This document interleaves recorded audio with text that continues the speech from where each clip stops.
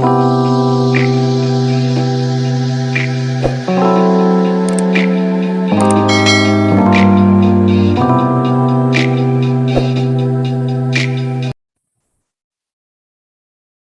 dear Sagittarius. I'm Jamie Dawn, your evolutionary revolutionary astrologer, bringing you your September 2021 horoscope. And we start out the month with Mars in Virgo opposing Neptune in Pisces. This is going to be influencing. It doesn't cause something to happen, but you'll feel the energies affecting your 10th and 4th house. This is your roots, your foundation, and then your branches, your leaves, the tree, if you will, the metaphor of how people view you. So 10th house is about your public persona, your career, what you do for that others look at you in that spotlight, if you will. And then the 4th house is that foundation, that home, your past, and your psychological roots, like what has helped to shape you over time. And so with Mars here in Virgo in that 10th house, you may be having a lot of power and passion around your career, around how people view you. You may take a leadership role, and that takes a lot of courage. And with Mars here, you're able to have that courage because you can sit down and pinpoint why you deserve to have that role, or why you deserve to sit at that table, or to have any sort of voice here that needs to be heard. The nice thing here too is that you're going to be given the opportunity to take something that needs a lot of precision, it needs a lot of detail involved, and this is part of the reason why I would say you're a favorite when it comes to the career sector. Now with Neptune, this opposition with Neptune and Pisces in that 4th house, it may draw you back home. You may feel as though you want to escape into your private life, into your home life, because work can be so demanding. Taking on this kind of leadership role, it definitely has an element of heaviness to it, or a sense of duty, if you will, that you will probably feel because of it being in Virgo. You want to be of service. This is especially true if you're in a service industry. But with that Neptune and Pisces activation, this opposition, you may be like, I need to retreat. I need to get out of the spotlight. At the same time, I have a feeling that your sense of duty will take over. This is a perfect embodiment. If you have a dream job that you're wanting to put into practical productivity, or to bring it into the spotlight, maybe you work in the healing industry, this is a great opportunity for you to say, hey, this is what I do it really well, these are the steps to take, and I'm looking for that perfection or that healing piece of it. So again, great benefit as you start out the beginning of the month. It sets us up for this new moon that's also going to be in Virgo. That's on September 6th. Mercury will move into shadow that day as well. But this new moon is, again, highlighting your 10th house. It's going to be trining Uranus. And so anything goes.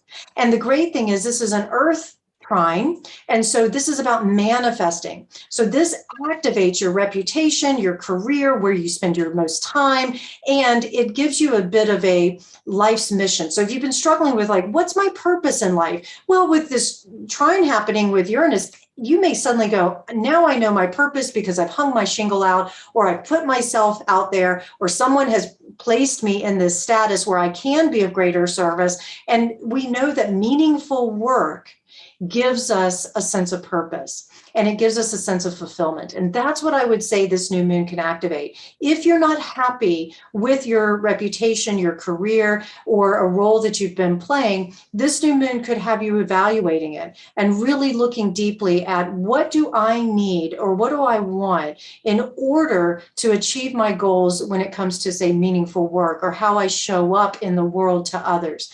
This is bringing a new chapter to your occupational story. So something new can begin to occupy your time, a new project, new member of a team, a change in management or regulations. All of that's very possible during this time.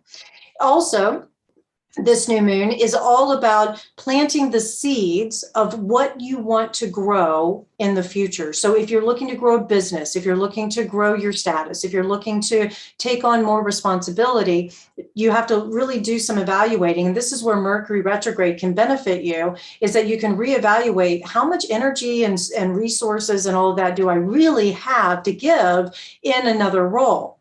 The other thing this new moon can bring up is that it can bring you closer to a goal, like I've been talking about, which may change your status. So there could be a change of status happening in the next few weeks or even months. Could be that you get engaged, so you're no longer single. Maybe that you move in with your partner, or it could be that you get divorced. It can go different ways. It may be that you change jobs or you relocate. So again, status change may be coming up for you around this new moon time, or at least contemplating it, and then noticing when, let's say, your boss may leave, somebody in authority may leave, presenting an opportunity for you to step into that role.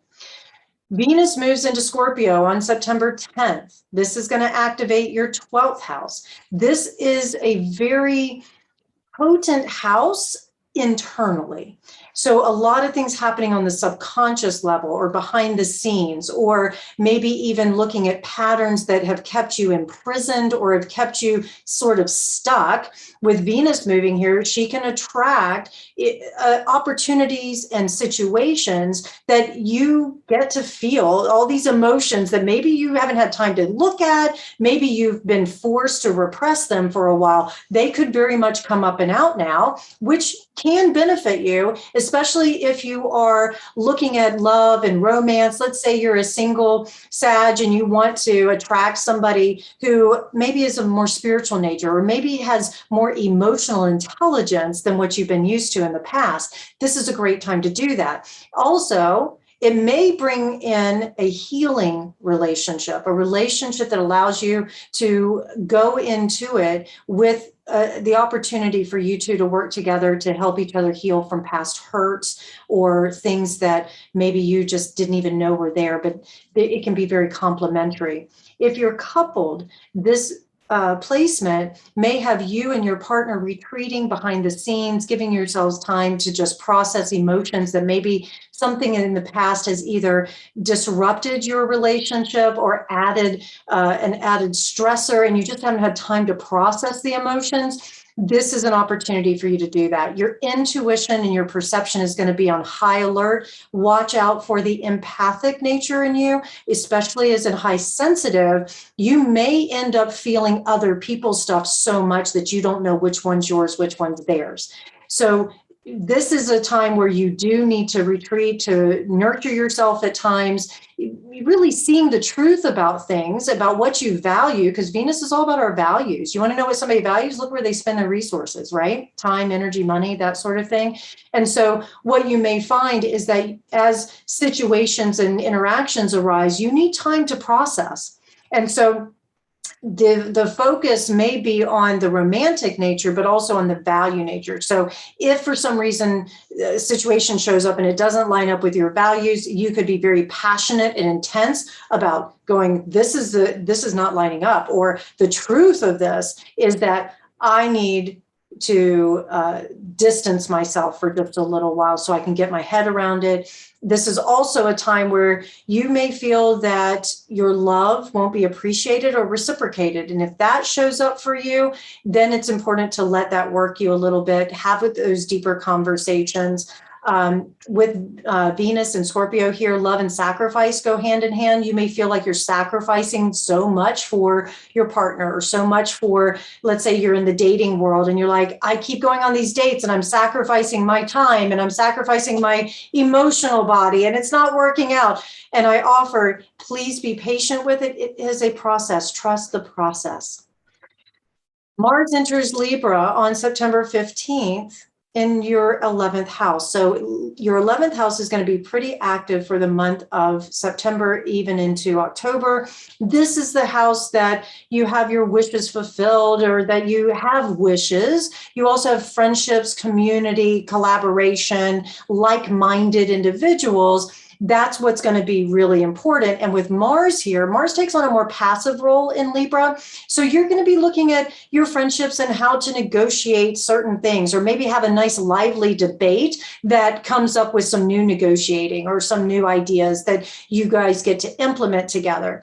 This is also an opportunity with Mars here that you get to participate in group events and maybe even rise up as a leader in this. So leadership is going to be a really key theme for you. Maybe even having the courage to defend some of your friendships and help them find a win-win situation with something they're dealing with.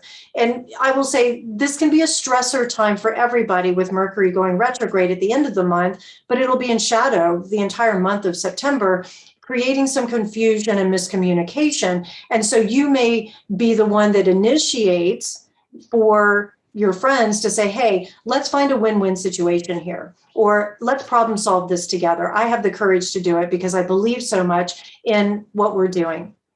Also, I would say that this is where you can make your ideals become a reality without thinking too much, because Mars can be a bit impulsive. And so instead of overthinking it and judging if you're doing the right thing, you may start to make some decisions with your ideals and just go, I'm doing this for the sake of doing it, and for the sake of intellectual interest, if you will, or for the sake of creating an opportunity to connect and to relate.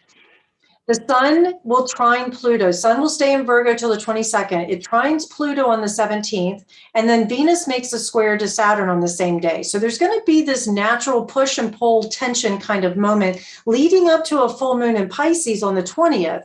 So your 10th, 2nd, 12th, 3rd, 4th houses. So basically, everybody's going to be affected in some way, shape, or form. But for you, you're going to be looking at your leadership, your career, your income, how you show up, and you may find that you suddenly have the resources that you need with that second house active with Pluto. You may finally have a sudden moment where you get the resource, or you get the power that you need in order to be that leader. This could be where that opportunity shows up. But with that square of Venus and Saturn, there's going to be certain rules that you have to play by. There's also going to be maybe some of your own fears and doubts that show up, where it's like, I'm emotionally invested in this, but can I really do the job that they're asking me to do? So that's something else that may come in. Watch that communication internally for yourself.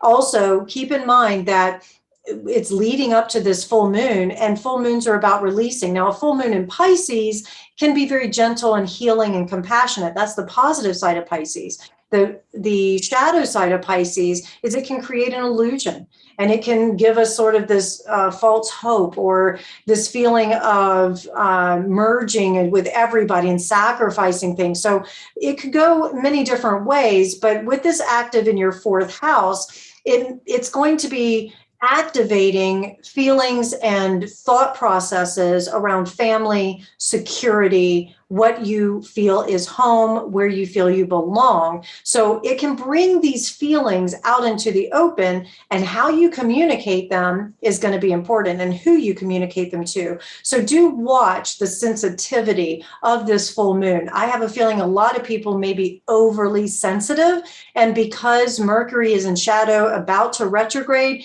a lot of things can come up and out that can be misunderstood. And remember, emotions are not the best. When you're in the height of emotions, is not the best time to make major decisions. So really take a moment to sit back and just process the emotions first, then communicate what you're deciding.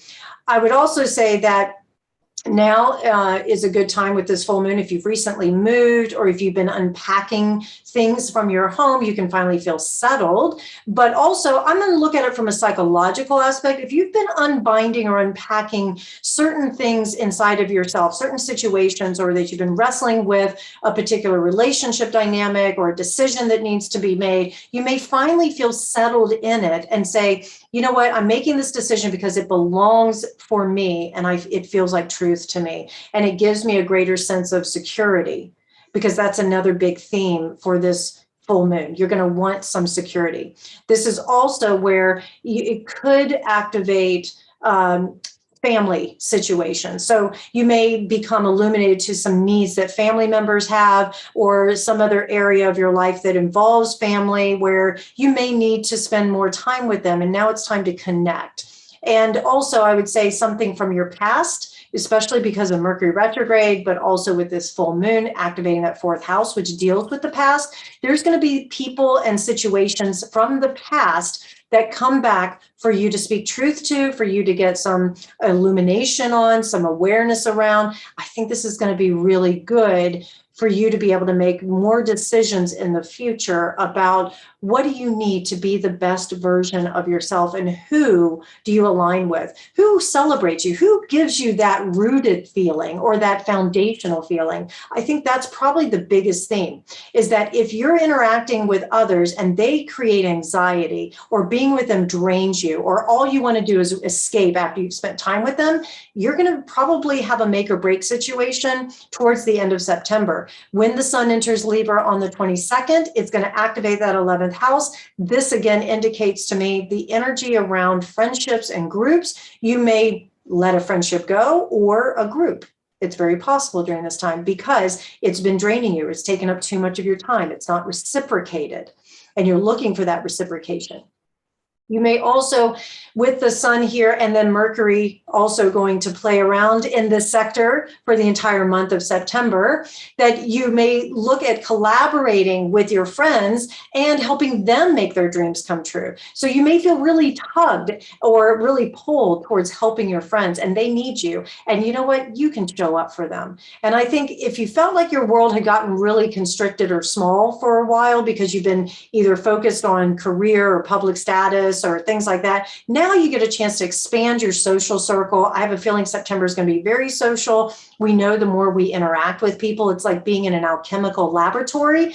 You know, you mix all these personalities together. There's no doubt something's going to come to the surface and something is going to be active. Remember, Venus is going to be in Scorpio in that 12th house. So it's going to come up when you least expect it. But it's there for you to be able to heal it, or to be able to use it as a tool instead of a weapon.